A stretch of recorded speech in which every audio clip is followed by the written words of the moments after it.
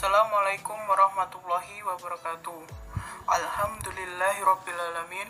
Wassalatu wassalamu ala asrofil anbiya'i wal mursalin wa ala alihi wa sahbihi ajma'in amma ba'd. Yang saya hormati Ibu Dian Putri Ayu MSy selaku dosen pengampu mata kuliah fikih muamalah kontemporer serta teman-teman yang saya sayangi. Pada kesempatan ini saya ingin mempresentasikan tentang money changer dengan anggota saya sendiri Aulia Ja'far Sodik NIM 102200065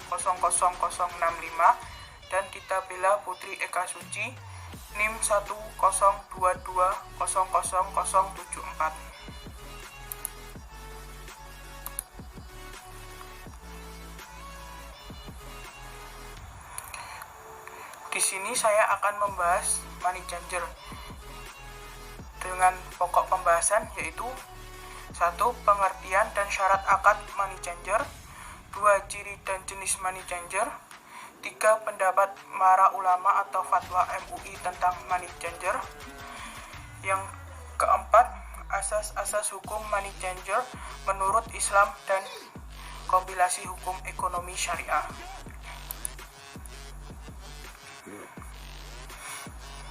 Pengertian dan syarat akad money changer.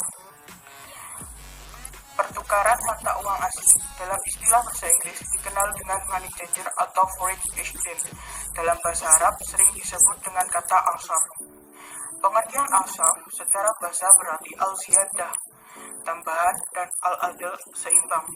Sedangkan secara istilah fikih adalah jual beli antara barang sejenis atau barang tidak sejenis secara tunai, seperti memperjualbelikan emas dengan emas atau emas dengan perak baik berupa perhiasan maupun mata uang.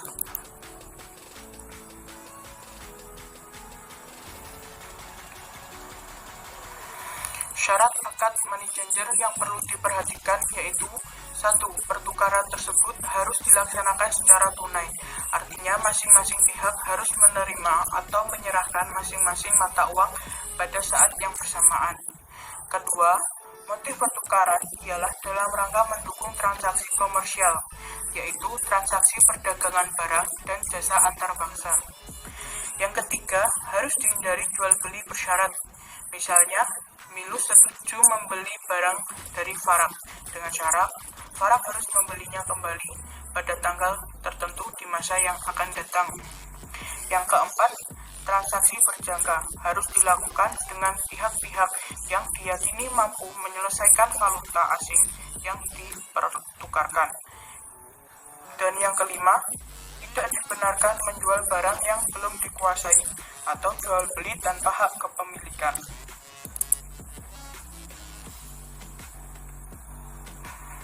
Rukun-rukun money changer ada 4, yaitu 1. Serah terima sebelum iftirak berpisah.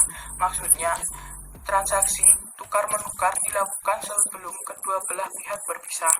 Kedua, al-tamatsul sama rata, yaitu pertukaran uang yang nilainya tidak sama rata, maka hukumnya haram.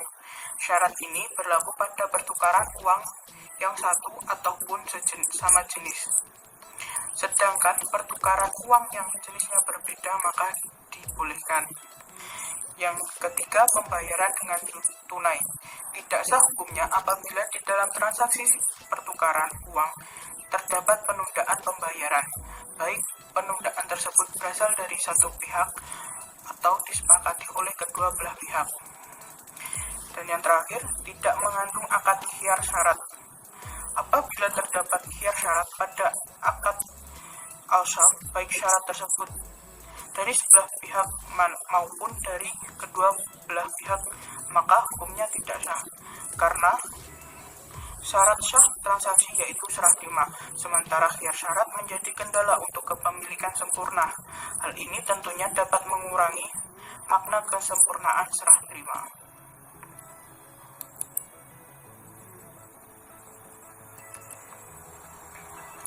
Ciri dan jenis dari money changer. Yang pertama, transaksi spot, yaitu pembelian dan penjualan valuta asing untuk penyerahan pada saat itu atau over the counter, atau penyelesaiannya paling lambat dalam jangka waktu 2 hari. Selanjutnya transaksi forward, yaitu transaksi falas di mana pengiriman mata uang dilakukan pada satu tanggal tertentu di masa mendatang. Transaksi swap, transaksi pembelian dan penjualan bersamaan sejumlah tertentu mata uang dengan 2 tanggal valuta penyerahan yang berbeda. Yang terakhir, transaksi option, yaitu kontrak untuk memperoleh hak dalam rangka membeli atau hak untuk menjual yang tidak harus dilakukan atas sejumlah unit valuta asing pada harga dan jangka waktu atau tanggal akhir tertentu.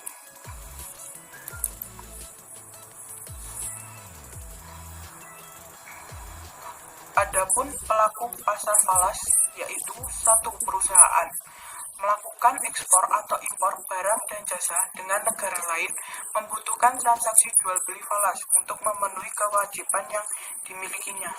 Kedua, masyarakat atau perorangan melakukan transaksi valuta asing untuk spekulasi dan memenuhi kebutuhannya. Yang ketiga, bank umum.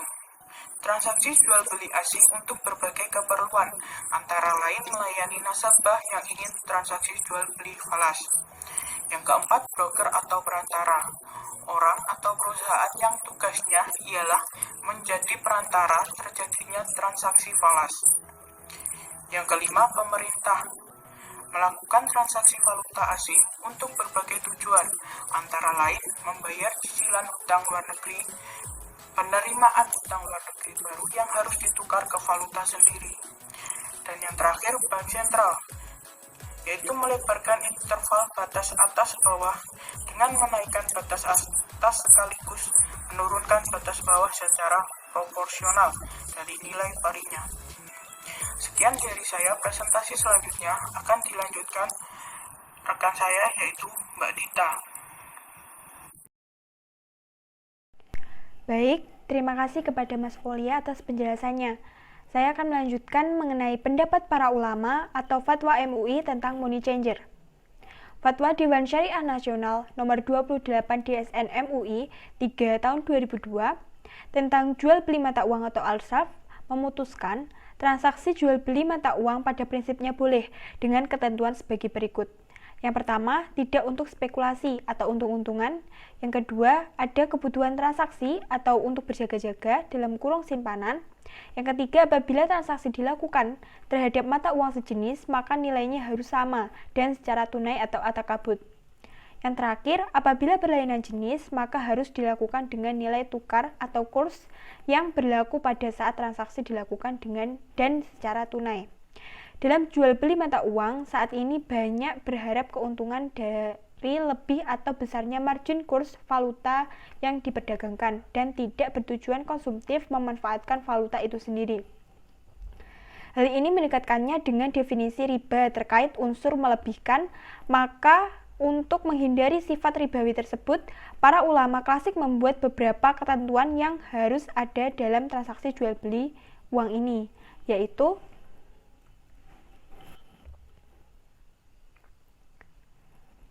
yang pertama, serah terima barang terjadi di tempat transaksi saat itu juga dan sebelum berpisah. Hal ini ulama secara mayoritas mufakat bahwa serah terima ini berlaku baik untuk jual beli yang sejenis mata uangnya maupun yang berbeda. Yang kedua, tidak adanya khiyar.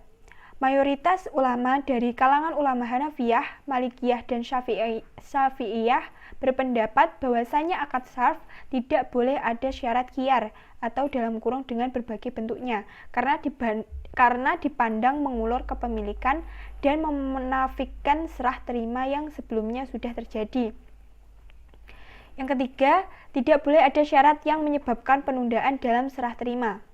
Ini dimaksudkan untuk menghindari riba nasi'ah yang secara etimologi nasi'ah adalah takhir atau mengakhirkan. Yang keempat, harus senilai. Ini syarat pokok dan khusus dalam jual beli uang sejenis dalam fikih. Persyaratan harus senilai ini dapat diketahui oleh kedua pihak. Sebagaimana yang dipaparkan di atas, bahwa al-sarf harus memenuhi 4 ketentuan yang disampaikan di atas. Hal ini berdasarkan kesepakatan mayoritas ulama. Dengan berbeda, namun ada perbedaan pendapat dengan ulama yang mengatakan bahwa riba hanya ada dalam nasiah.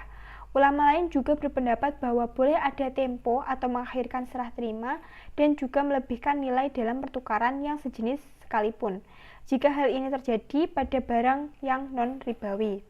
Jadi, seandainya ada seseorang menukarkan dirham pada money changer agar ia diberi fulus yang kurang nilainya sebab terpotong jasa, atau si money changer meminta tambahan nilai di atas kurs saat itu, dengan penyerahannya dilakukan nanti atau bertempo esok sampai lusa, dihukumi boleh. Sebab fulus tidak berasal dari emas atau perak yang tidak masuk kategori barang ribawi. Selanjutnya, asas-asas hukum money changer menurut Islam dan KHES. Istilah lain yang digunakan tukar-menukar uang atau jual beli uang dalam Islam seperti yang kita ketahui yaitu al-sarf atau money changer. Dalam hukum Islam berdasarkan hadis Nabi Muhammad SAW, pembayaran untuk penukaran uang yang sejenis tidak sah kecuali dengan ukuran atau berat yang sama sehingga tidak boleh dilebihkan. Oleh karena itu, apabila emas dijual dengan emas, baik antara dua jenis dinar atau cincin atau batangan atau bahkan logam, maka timbangannya harus sama, serta tidak boleh dilebihkan yang satu atas yang lainnya. Adapun di dalam Undang-Undang Nomor 7 Tahun 2011 tentang mata uang pada bab keempat pasal 22 ayat 1 bahwa untuk memenuhi kebutuhan rupiah di masyarakat dalam jumlah nominal yang cukup, jenis pecahan yang sesuai, dan dalam kondisi yang layak edar, rupiah yang beredar di masyarakat dapat dilakukan dalam pecahan yang sama atau pecahan yang lain. Dalam keterangan di atas dapat disimpulkan bahwa antara hukum Islam dan Undang-Undang Nomor 7 Tahun 2011 terdapat kesamaan, yakni dalam nilai nominal, penukarannya sama jumlahnya, tidak ada pengurangan maupun kelebihan dari salah satunya. Menurut kompilasi hukum ekonomi syariah mengenai objek bai, pasal ke-76, syarat objek yang diperjualbelikan adalah: yang pertama, barang yang dijual belikan harus ada. Yang kedua, barang yang dijual belikan harus dapat diserahkan. Yang selanjutnya, barang yang dijual belikan harus berupa barang yang memiliki nilai atau harga tertentu. Kemudian, barang yang dijual belikan harus halal, barang yang dijual belikan harus diketahui oleh pembeli, kekhususan barang yang dijual belikan harus diketahui, menunjukkan dianggap memenuhi syarat kekhususan barang yang dijual belikan apabila barang itu ada di tempat jual beli. Selanjutnya, sifat barang yang dapat diketahui secara langsung oleh pembeli tidak memerlukan penjelasan lebih lanjut. Dan yang terakhir, barang yang dijual harus ditentukan secara pasti pada waktu akad.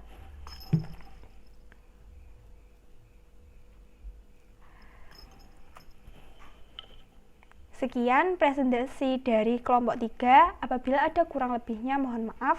Billahi taufiq wal hidayah. Wassalamualaikum warahmatullahi wabarakatuh. Terima kasih.